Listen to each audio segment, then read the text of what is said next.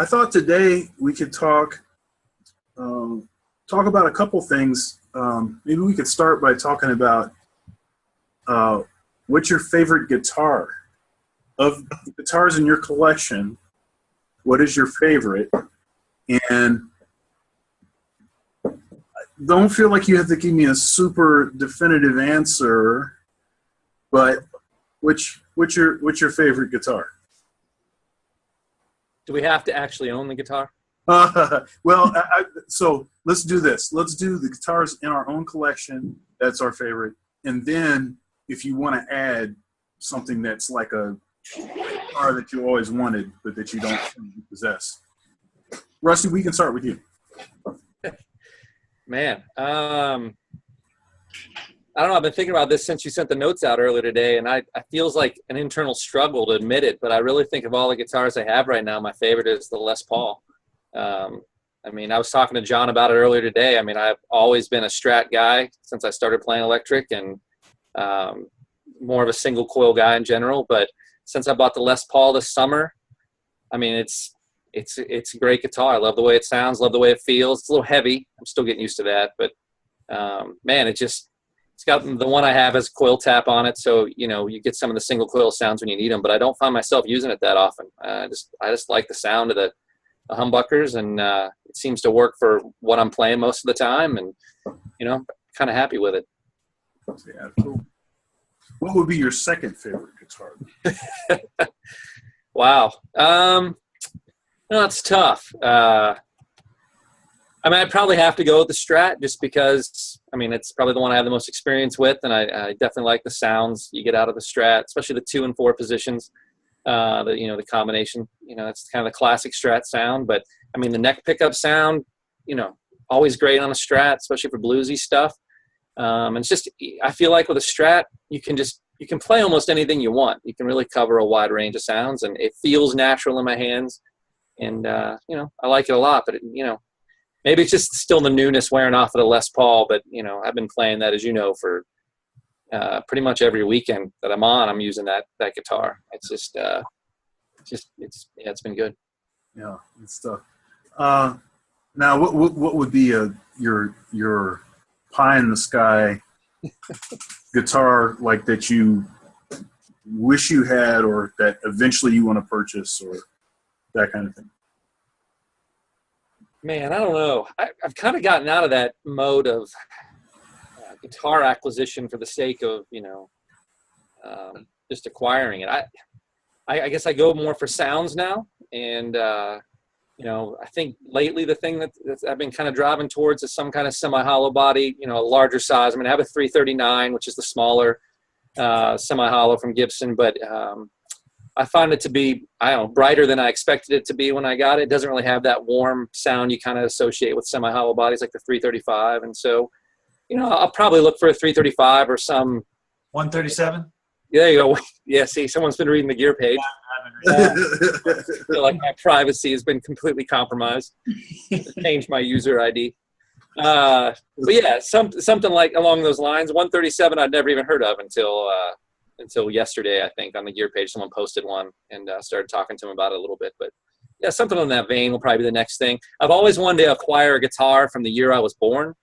And I've been looking around, and I won't say what year that is, but I've been looking around at some of those that have popped up. They're not completely out of my price range yet, so kind of nosing around for that. But I've seen some 335s and some other variances of those in that a year. So that'll probably be the next thing.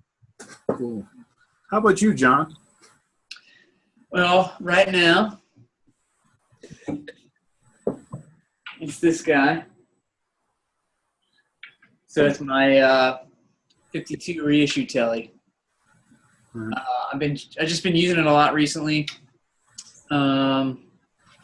We've got a Bob Dylan show coming up with just a group of friends and I, kind of a one-off thing. So just listening to that stuff, this was pretty appropriate for it.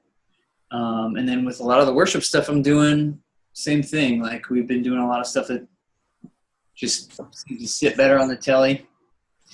The other guitar I use here for a lot of stuff is this 2013 Les Paul Traditional Pro 2.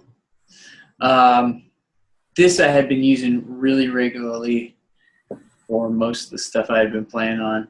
And actually for a few gigs, I'll just bring this if I can get away with just one guitar. Yeah. Just because it feels so easy to play and it's smooth. Kind of like relating to what Rusty said, it just sits in my hands really well. It feels good in my hands. So for me, it seems easier to play for a longer period of time, maybe, if we really have to, I don't know, just cover a lot of material. I'll bring that. So. It's an ugly guitar. I don't really like it at all. I'm not sure where you got that color scheme at. And, yeah, I know. never buy something that looks like that. This is far better. As you I think, yeah. I think we should just layer it together and match. Yeah, right. I had to write my name on the back of it so John didn't take mine home by mistake. I carved mine. But this has the coil taps on it too. It's got a boost switch, which is really nice. I don't typically use the boost switch a lot because I have the EP booster that I bought from Rusty. So that's usually the boost. But is the boost switch active on that? It is. It's an active switch. Is that true bypass? No, I'm not into true bypass anymore. There's a buffer on the inside.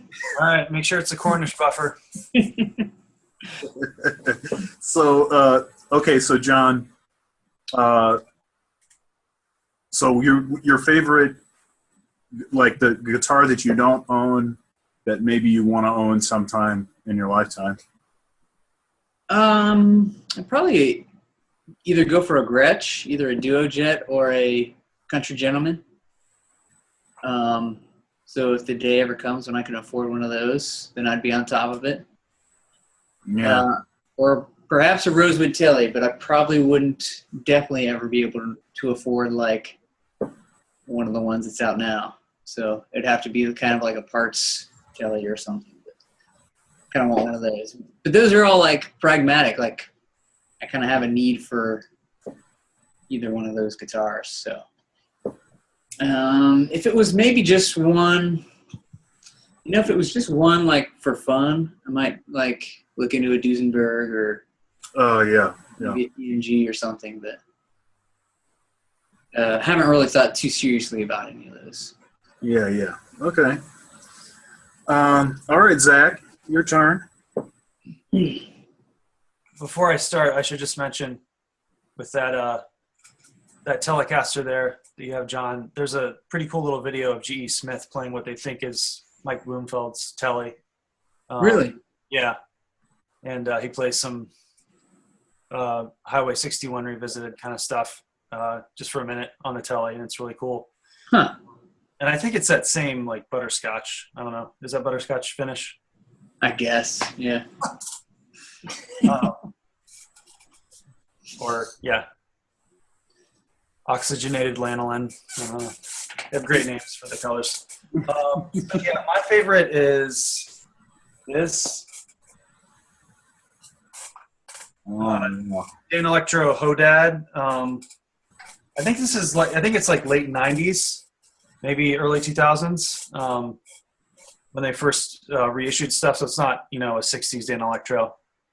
But I like weird guitars. I like if it's not a Telly or a Strat or a Les Paul, I'm interested in it. And it's one of those guitars. I mean, it's got the Bigsby, which I like a lot. It's got lipstick pickups, it's got dual single coils. So it's like all of the disadvantages of humbuckers, like they still make noise if they're together. And it's semi-hollow, so it's really picky. You got to be really careful with gain if you're playing in the room with it. In their monitors, it's a little more forgiving, obviously. But yeah, it's kind of weird. It makes you fight it a little bit. You have to work on it. Not so much the playability, but just the sounds. And it's just kind of quirky. So, and it also has 8 different position settings. It's got some out of phase ones that are pretty funky sounding. So I like that. And then my second favorite is this, which is it's some Telecaster. It's like a forgettable name, like limited edition custom or something. But it's Korean, and it's got humbuckers, and then it's got coil tap too. So the humbuckers are pretty warm sounding, which is nice. So it can rock pretty hard. It's pretty decent output, and then the single coil sounds really good. Sounds like a Tele. So that's kind of like my workhorse guitar, you know. That's the one. If I can only bring one guitar and I have to play the widest range of stuff, that's probably what I'd bring. Is a Telecaster.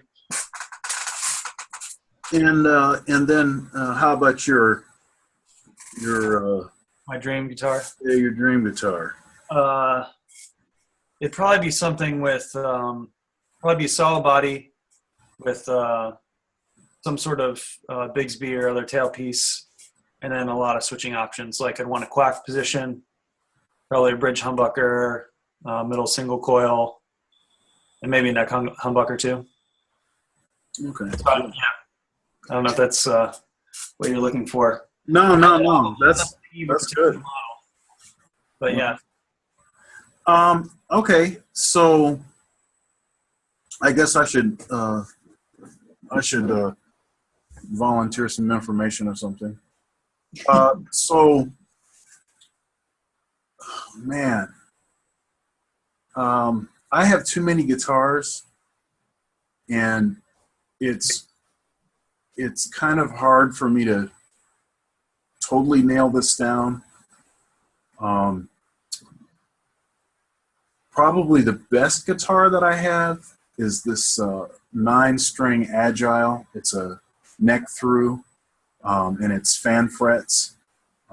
Rusty actually put a 6-position StewMac switch in place of the regular, like, 3-position, like Les Paul style switch.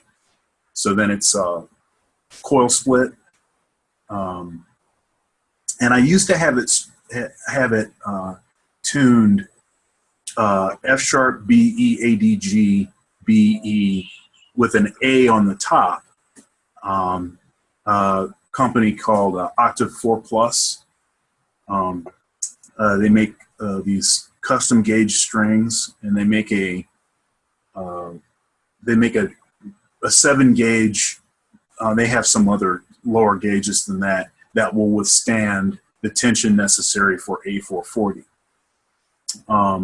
And having a lower string on a 9-string guitar wasn't particularly useful for me, because I'm already,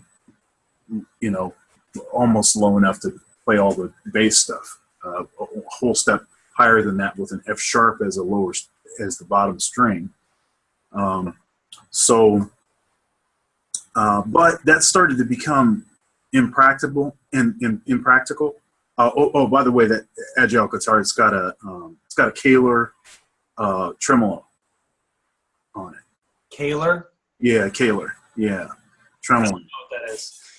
I just want to make sure you didn't say Taylor, because I was like, no, Kaler with a K. Is that like a Floyd Rose type thing, or is it? Yeah, it's interesting. It is. So at the nut, there's no lock. I mean, it's got locking tuners on it, but it's not locked off at the nut. But then it still has fine tuners down at the bridge. And the spring it's recessed, but you don't get access to the springs through the back of the guitar. So you'd have to take the whole trim out to get to see where the spring is. So it's still recessed, but you don't have to cut a big hole in the guitar and have a back plate for accessing the springs. And but yeah, no, it's super smooth, and you have a lot of range. You have about the same range as you have with the Floyd Rose, but it's just the design is different. It's a great guitar. I mean, it plays great. It's like I said, it's neck through. It's a rosewood fingerboard. There's no markers on the fingerboard, which I like. I've got an 8-string. It's a Schecter. It was my favorite guitar for a while, and it's got locking tuners. It's a Blackjack ATX C8. It's got the Seymour Duncan blackout pickups in it. I like that guitar. But honestly, my favorite guitar, I'm gonna have to say it's my Les Paul. I wanted a Les Paul for a long time, and I finally got one, and it's a good one. It's an Epiphone custom pro. It's a tuxedo, so it's all gold hardware and it's black. It's pretty. It's just a pretty guitar. Inlays all the way down to the first weight block to the first fret block inlays. But it's just a stunning guitar, and it plays as well as it looks. It's got coil split, and it also had a phase selector. You could go out of phase in either humbucker position or in single coil position. But if you were in the second position, but yeah, that's what the Dan Electro has. It's not something you use a lot. Yeah, it seems like the only time I would really use that if I was trying to sound like Brian May or something, with some overdrive. Yeah. And I had to play the Les Paul. I'd probably play something else, play something single coil if I really wanted to sound like it. Yeah. But yeah, I mean, so anyhow, what happened with my Les Paul is I didn't play it for a long time because I've been trying to I was taking the knobs off. I had put these gold knobs on it, and I took those off, and I put the black knobs that came with it. I put those back on it, and then I took one of the knobs off, and it pulled the pot all the way out. So the stem was in my hand with the knob, and it was like a pretty traumatic experience. And I opened it up, and I was like, well, maybe I can fix this. No, I couldn't fix it. And it's all the new Gibson stuff has those those boards, those circuit boards. CD boards, yeah. Yeah, and so you can't so you can't do anything. You're just kind of stuck. So anyhow, from oil, it was like that. It was pretty horrifying. Yeah, I ordered another push-pull pot, and I was like, okay, maybe I can unsolder the thing and put the other one in there. No, man, So I ordered it. I called Gibson first, and they won't sell you those parts because you're not a dealer. So I have this hunk of wood I got from you guys. I can't do anything with this hunk of wood until you give me this electronics. Can you do something for me? No, we can't sell to you. I say, well, okay. And they say, well, you can contact All Parts, and they give me another couple names. So I contacted All Parts. All Parts actually told me that Gibson doesn't care about you or your guitar. That's what the guy said on the phone. I was like, okay, that's not great. And then I was gonna brush that off, but then that person told me another company to call, and so I called that company to see if they had something that I could do, and he said the same thing, almost the same quote. Gibson doesn't care about you or your guitar, and I was like, oh my goodness. So through that, I basically decided I was going to have to go to somebody that could repair. That was a certified Gibson repair, and Guitar Center is such a place. I ordered that part 3 months ago. It still isn't in. So it's just anyhow. So what I ended up doing is I got on eBay, and I ordered the electronics for the wiring harness rather for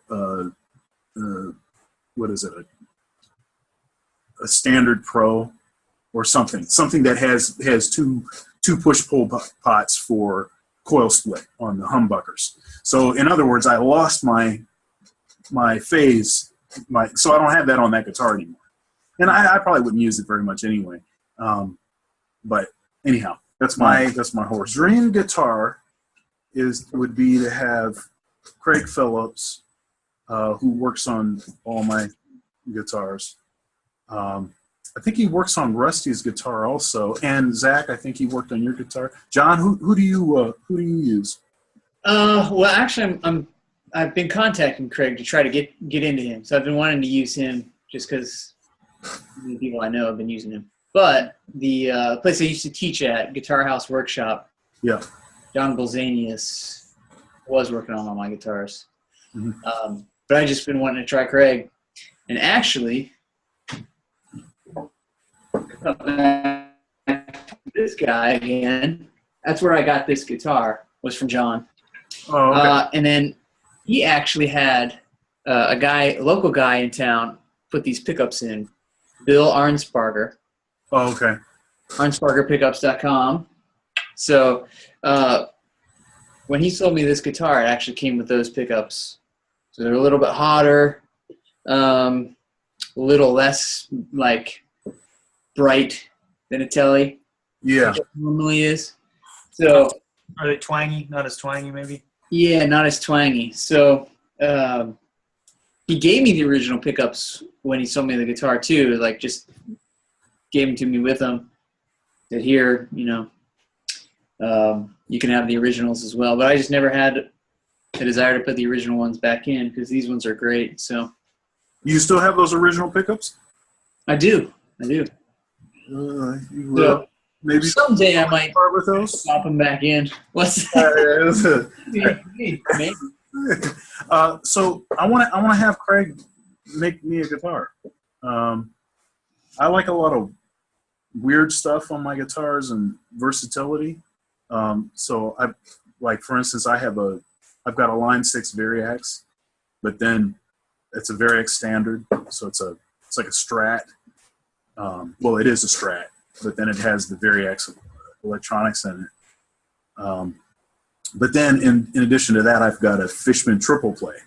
So I put the Fishman triple play on the Variax. So then, it's like, it's kind of crazy. You can do all kind of stuff that you shouldn't be able to do as a guitar player. So I like a lot of like versatility and weird stuff. And I would just like a custom made guitar that had a bunch of stuff that's just unique and one of a kind type of thing. A lot of the instruments that I get, I'm a multi-instrumentalist, so many of the instruments that I get that are not my, I don't like calling it main instrument, but not the instrument that I started on. By necessity, I have to, sort of go on the cheaper side of things, and purchase things on the less expensive side. But for once, I'd like to, really get something that's really what I want. It would be something custom made. So that's pretty much that. Let's get some biographical information about folks. Let's just talk a little bit maybe about maybe who you dig, like what got you started wanting to play guitar. Just some information like that. Rusty, again, let's start with you. Well, I started playing guitar in college, which was at Miami University down in Oxford, and didn't really pick up guitar at all until my sophomore year. I moved off campus and with a bunch of guys, and a bunch of them were worship leaders and involved in bands and stuff. It just happened. There were 9 of us total in the house, and I want to say 4 or 5 of the guys played guitar. So there were always guitars laying around. And, it's just something kind of naturally gravitated towards, and always acoustic, always played acoustic at first. The electric guitar was, I loved Van Halen. I was a Van Halen guy going back to like junior high school, but never really got into playing guitar or playing electric or anything like that for a long time after that. But learned to play acoustic, pretty much self-taught. The guys in the house would, teach me the basic, cowboy chords and all that stuff. The 3 or 4 chords you need for most worship music, even back then. And, did that, started playing on some of the worship teams, and got out of college, kind of gave it up for a year or two, and then started playing in my church back in my hometown. But kind of started playing in some other bands and things like that. And then came to the Vineyard in 2009. Started playing here, I think, in 2013, and was asked by Craig, the worship director, the worship pastor there, if I play electric. And I said I owned a Strat, which I did at the time, actually a G&L Legacy to be exact. But and Zach knows this. One of his comments to me was like, "Well, can you just play some little stratty things?" I didn't even know what that meant, but I said yes. And I went in for auditions, played acoustic for that, and he said, "Yeah, well, maybe in 6 months or whatever, we'll get you playing electric." The second time I played at Vineyard, I was playing electric. So that's where the Rusty, the gear freak, came from. I quickly got online with Sweetwater and Musician's Friend, and basically bought, I think in the course of 2 months, I probably bought over 100 pedals, probably 5 or 6 different amps. At one point in my basement down here, I probably had 25 or 30 pedals laying on the ground, trying to figure. I had no idea what I was doing. I knew the church had a Hot Rod Deluxe, so that's one of the amps I bought, and I had no idea what I needed for pedals. I knew worship music had some delay and stuff like that in it, and I started going through all that stuff and trying to get a rig together, and I did, but it never. I think what took was the idea of being able to swap out stuff all the time and never being satisfied with anything, and a little bit of the disease kicked in, and the rest is history. I still don't play any better than I did in college, really, although it's changing gradually, but I definitely buy and sell gear like I'm a crazy person. So that has slowed down a lot the past year or two. I think I've settled down on that quite a bit. But I'm buying some stuff from you. I'm selling stuff off. Yeah, PA speakers now. And, John's got my old EP booster and my old Timmy. Yep.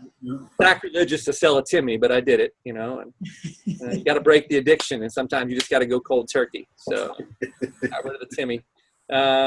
But yeah, I've whittled. It sounds crazy because I still have a lot of stuff, but I don't stockpile gear anymore. I definitely, if I'm not using it, it goes away, because I can use the cash to buy something else. It goes into the gear slush fund, and I definitely don't stockpile guitars anymore. I try to keep one good guitar of each style.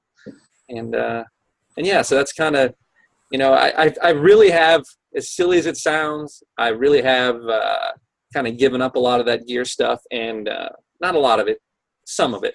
But I've really tried to focus more the past year or so on getting better at playing, and taking lessons from this guy in town here. He's all right, I guess. I question some of his methods, but no, he did a good job. So yeah, if I'm not playing like a superstar in the next year or so, I'm going to ditch him and find someone else. But good. Yeah. Sounds like good advice. By the way, for people that didn't get the joke, John Ocker is the teacher. John, let's get some biographicals. All right. Well, I started playing guitar when I was about 12. Parents got me into orchestra first, and that was kind of like the deal. If I did orchestra for a little while, I could play guitar. So the end goal for me was kind of always play guitar. Was an extra step in the way, I guess. So Nirvana was big at the time. I was really into them. Other bands in that similar vein. Shortly after, it was Foo Fighters, playing in like garage bands and stuff. We were kind of playing that kind of stuff. But then got into Stevie Ray Vaughan pretty heavily. So we really kind of dove into his work. Hendrix. I think Ultimate Experience was like the first album I got as a kid. So like first CD I was able to buy by myself. I think that was the first one. And then Sgt. Pepper by the Beatles came pretty shortly after that. So those were kind of the influences for me. Had always been like pretty heavily involved in my church with worship. That was kind of another goal. Even as I was in high school, I was like, okay, I'll be kind of like into worship. Maybe that's what I'll go to school for. I'll play, go to school for music and eventually get to do worship, after getting a degree. So still doing that to an extent. Went to Capital University, got my degree, studied with Stan Smith there. And then shortly after graduating, got a job leading worship at Upper Arlington Lutheran here in Columbus. Did that for a couple of years, and then eventually also got on board here at Vineyard Columbus, playing. That was about 2008, I think, is when I started doing that. So now I'm kind of playing at Grove City Naz, playing with Beatles tribute band Hard Day's Night. Those are kind of the two main things that I'm doing musically and guitar-wise. So yeah, good stuff. That's pretty much it. Yeah. Yeah. And Zach, why don't you chime in? Okay. I played piano when I was in middle school. I dropped that because I really wasn't into pop music yet. And the teacher asked me after a while if there's anything I wanted to play, and I said, "Do you have Star Wars?" Because that was the only thing I could think of. And she said, "No, I don't have that." So that went out the window pretty quickly. And then I didn't get into music really until I was like 15 or 16. I would drive around with a couple other guys, and one of my friends had this Dodge Omni. It was this total turd of a car, but he had this 6-disc CD changer in it and this huge sound system. Totally like it was like it. The car really was worth less than the sound system, but he would blast U2 stuff, mainly just like the three 80s hits, which is With or Without You, I Still Haven't Found What I'm Looking For, and Pride. And that really got into my brain, and then I started buying their CDs. But I got way more into it than he did, and Unforgettable Fire was the first record that I bought, and that's a really ambient record. It's got Eno and Lanois as producers, and there's all kind of great 80s rock stuff going on there. So that was a big influence. And then Dick Dale, King of the Surf Guitar, he was the other one. So those are like my two big influences were The Edge and Dick Dale. And then another guy was the bassist for New Order, Peter Hook. And I don't know if you guys have heard of him. Probably not a lot of guitar players know him. But he played with Joy Division and New Order. And it was, it was like post-punk. It was dance music. But he just he couldn't hear himself at the rehearsals, and so he'd play really high up on the neck. And he played with Chorus. I think it was the Electro-Harmonix Clone Theory. He's famous for that pedal. But when I was in college, I really started digging what Peter Hook was doing. And a friend of mine played guitar on it, and we were talking. We're like, yeah, let's form a band. So we were going to go home over the summer and learn stuff. And I was going to play bass, and he was going to play guitar. So he didn't do anything at all, and I couldn't find a bass. I found a guitar, and I just the bug bit me. So I was 19. I was like a sophomore, like you, Rusty. And that's what I did in all my spare time at college is I started playing guitar. And then after college, I started helping out with the youth group at my church that I grew up in, doing band stuff with them. And then 2006, I met somebody at a party at Vineyard, and we started talking about amps. He said he had a 5150, but he couldn't get any bass out of it. I don't know what that's about. And I was like, well, I got an AC30. You could try that sometime.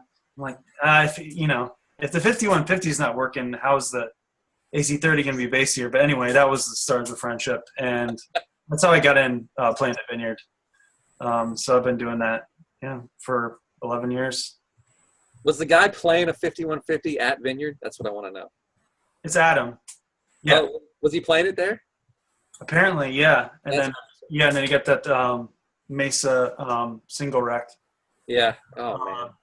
Rectiverb. You know, those 5150s, side tangent, those 5150s have a great clean channel on them. They're notorious for that. Very good pedal platform back in the days before pedal platforms. Yeah. All right. So I'll try to give you the short version. So my first instrument is saxophone. And I started when I was 6. My father is a fine musician, saxophone, played some piano, played flute also. He was my teacher all the way until I went to college. I started writing music when I was 7, and started playing flute when I was 10, and then clarinet when I was 16. I was kind of messing around with the piano. I started playing professionally when I was 9, and but this is all saxophone, saxophone and flute, clarinet, like that. Those were the instruments I was playing all the time. I went to college, for music. I did my undergraduate degree at Western Michigan University, and then stuck around for 2 more years to do a master's degree in music performance. What got me playing in church, I grew up in church, but I didn't really have anything to do with the music at the church. I was more focused on writing my own music and, playing jazz gigs and stuff. And so that was my music outlet. So I didn't really start playing in church until I was in college, when I was asked by a pastor to come and play at his church. Pastor Joel Brooks is the guy's name. I'm still good friends with him. So I played, so he hired me as a band director, and I was part-time. So what was it I did? So I think it was my senior year of college, and then both years I was working on my master's degree. I was playing services at the church. I was part-time band director, and then when I finished my master's degree, they offered me a full-time job. So I walked into a full-time job, full benefits, insurance, all the stuff.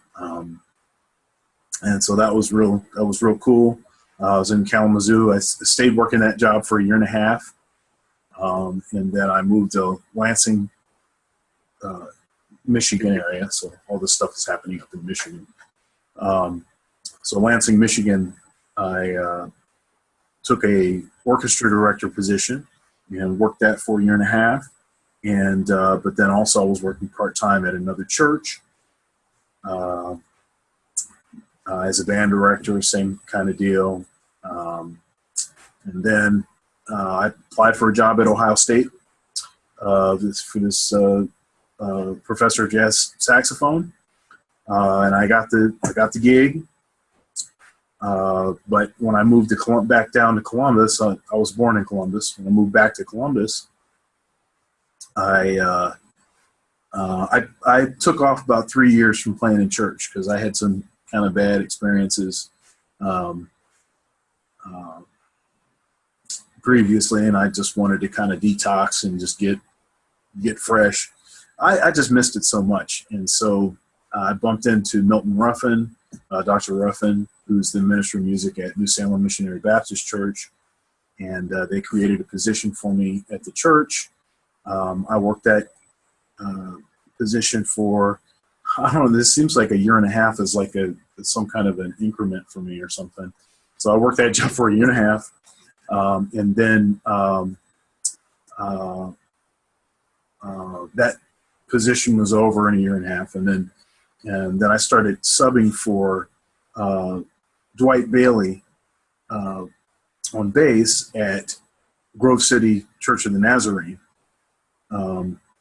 So I started doing that, and I was doing that for about a year and a half, and then that's when I applied for a job at Vineyard Columbus. And so this is 5.5 years later.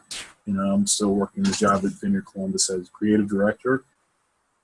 I didn't play guitar when I took the job at Vineyard Columbus, but I thought it was important to develop a real familiarity with the instrument, not sort of a surface. Well, I know that the lowest note on the guitar is E. I know what the tunings of the strings are. I know that these will be possible voicings beyond that. And so I started playing guitar, I'd say maybe 6 months after I took the job, because it's contemporary Christian, kind of worship, environment, and so it's very guitar driven, and it seemed like that was important for me to, as a composer, to be able to do. So I started playing guitar. I've been playing guitar for about 4.5 years.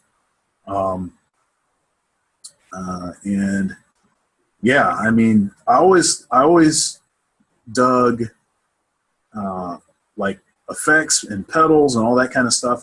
And when I used to do that actually a lot with saxophone.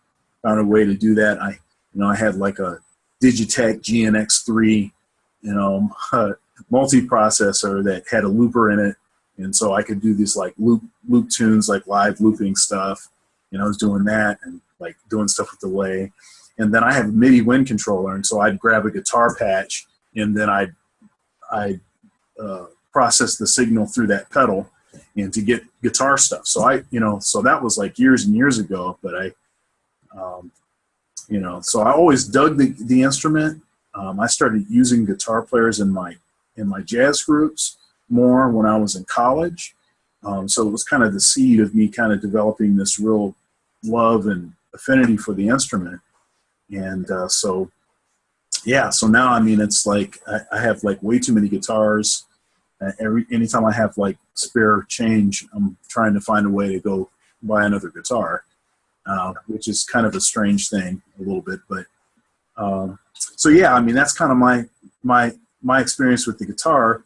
I played bass before I played guitar, and that was kind of a deal. So I started playing bass, I want to say in 2005.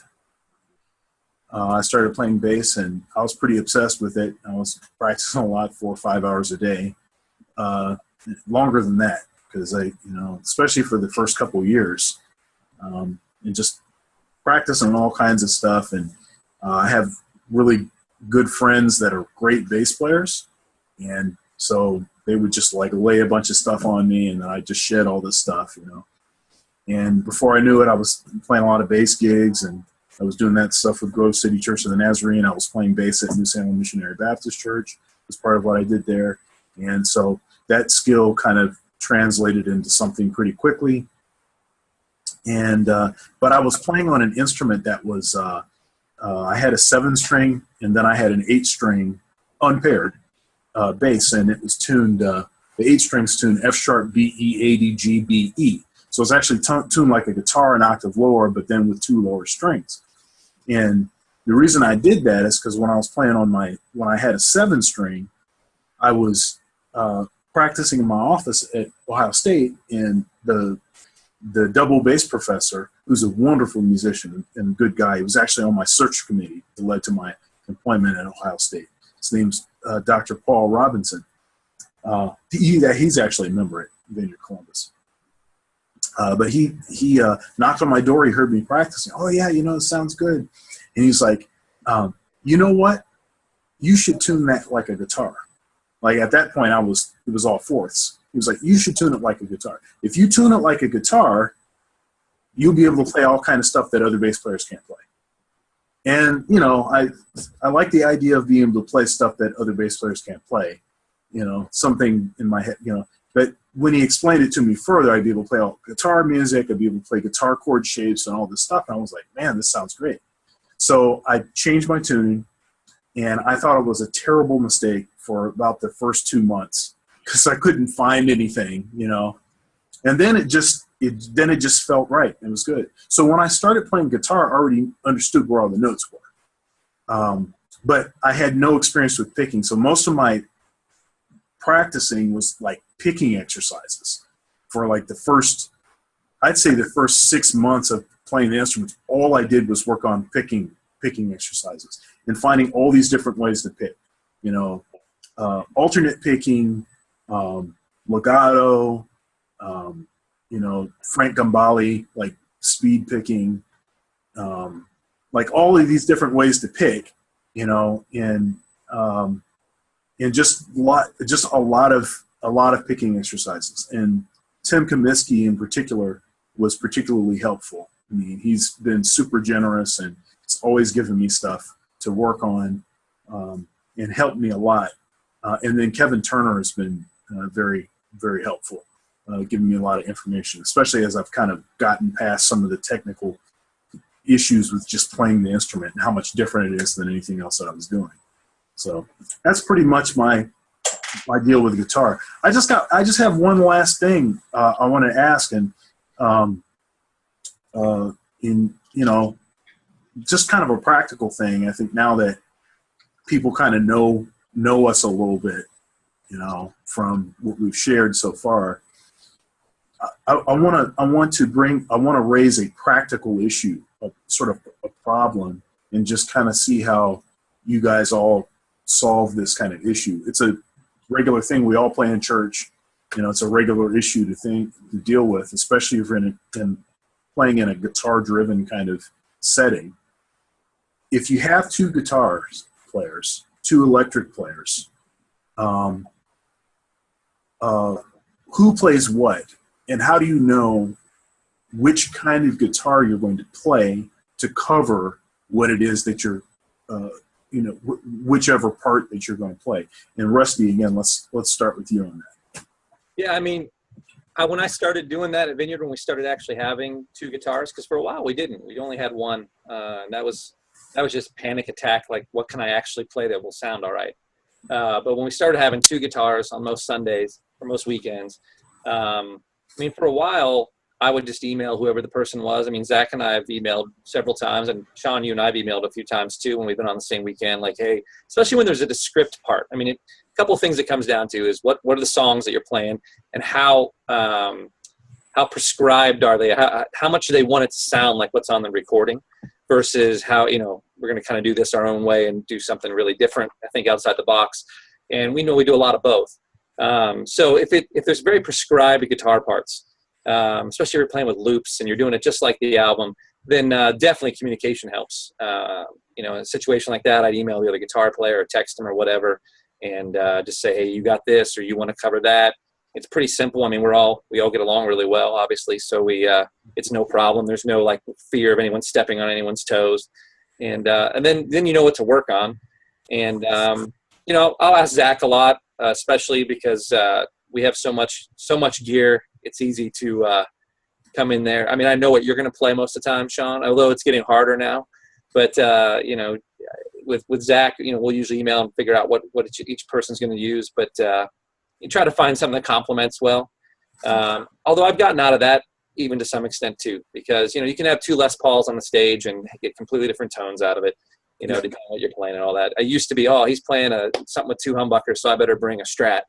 And that was a little obsessive probably. So, and then work on the stuff, and then everything changes when you're actually playing together, and then you start getting into real nuanced stuff about everything down to how your amps are mic'd and how it's coming back to you in the in-ear monitors, and what you're fighting with that weekend, as far as, you know, the guitar's not sounding the way you want it to, or some pedals not working the way you thought it would, or your amp's not dialed in the way you want. And there's all those little issues that start to change and the nuance of what you're playing and how you're doing it. But I mean, I just think the biggest thing is communication up front. And as you get to know each other, I mean, we don't even have to communicate that much anymore. At least, you know, me, Sean, and Zach here, because we play together so much. It's like I have a good feel for what's probably going to happen, you know, and I know enough to know what to expect.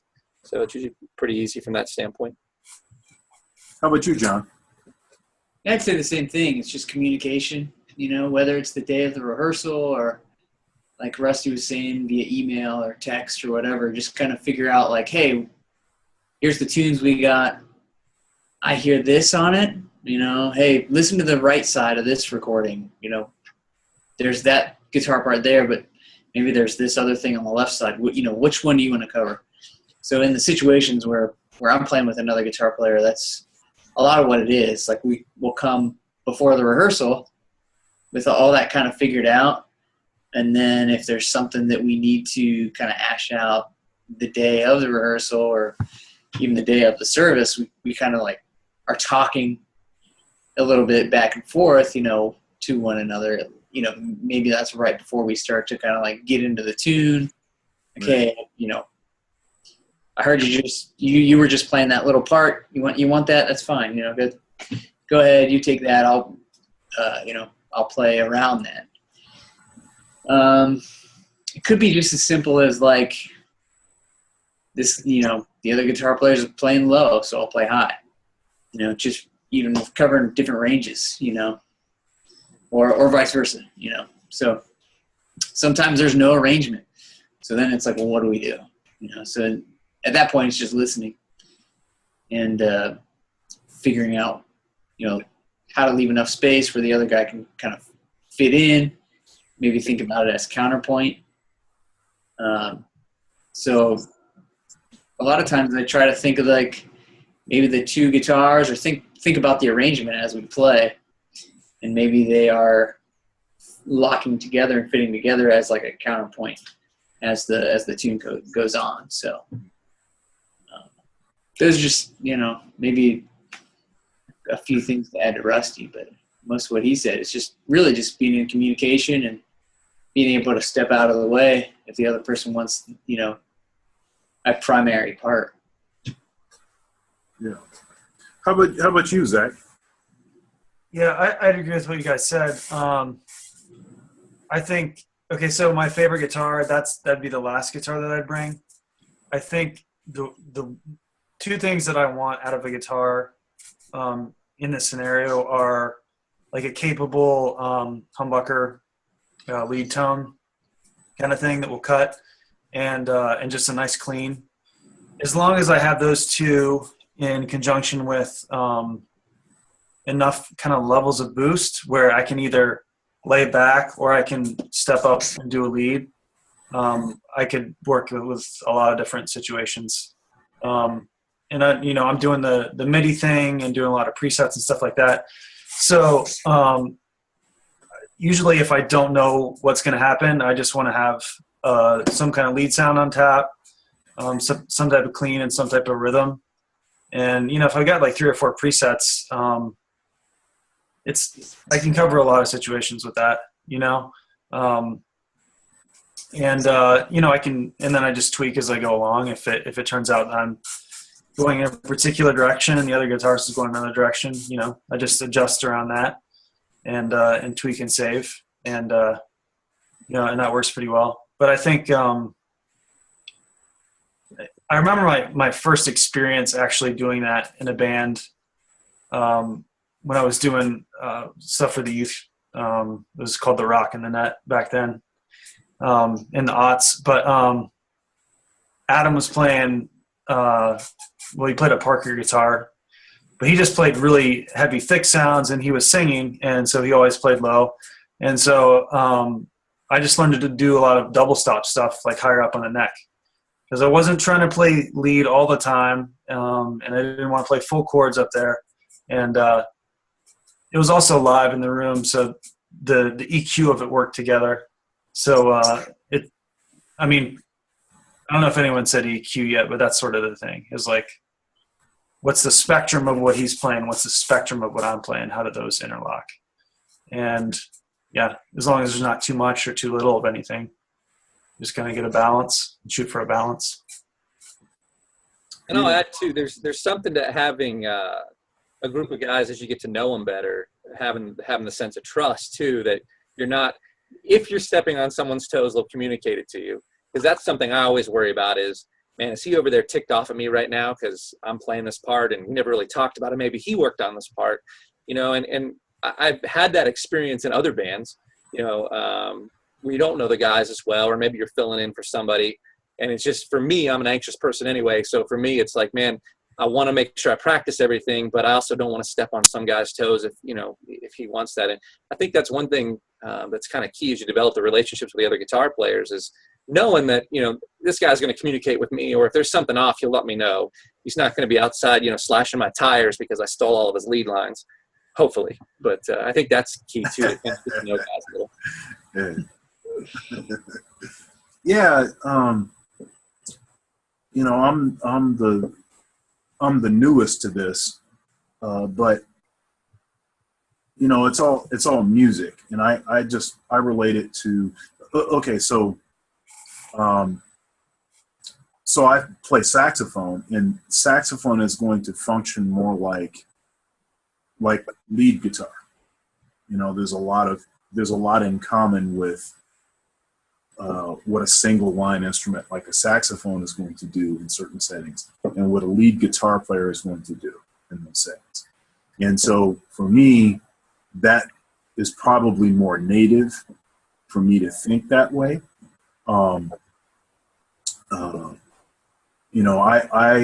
I listen to the music, I learn the parts. If there are lead lines, if there are rhythm parts, then I learn the parts.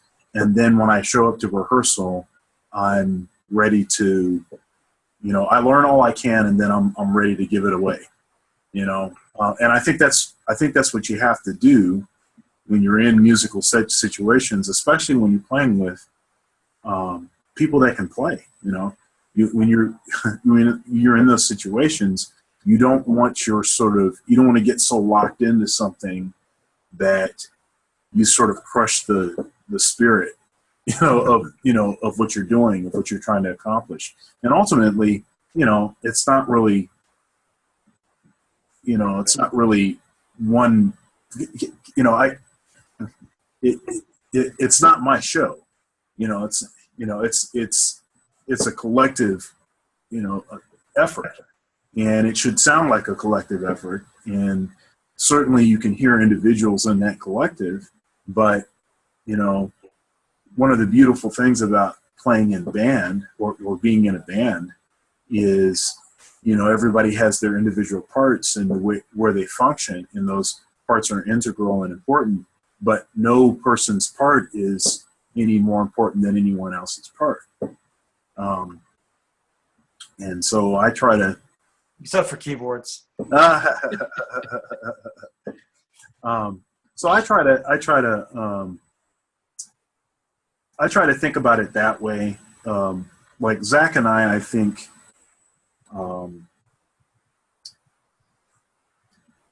I prefer a darker sound, and I know Zach prefers a darker sound out of the instrument. And so one thing I think about when I play with Zach is I want to play the way I'm going to play, but I want to complement what he's playing. And if he's already kind of thinking darker, kind of, if that's his sort of preference as far as his tone palette, then I may want to do something to maybe play a little brighter, or at least play in an area that he's not playing.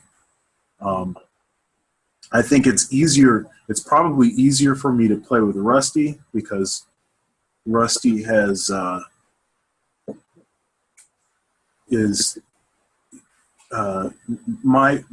way that I'm thinking about tone. I think it just kind of naturally fits with what he's going to play.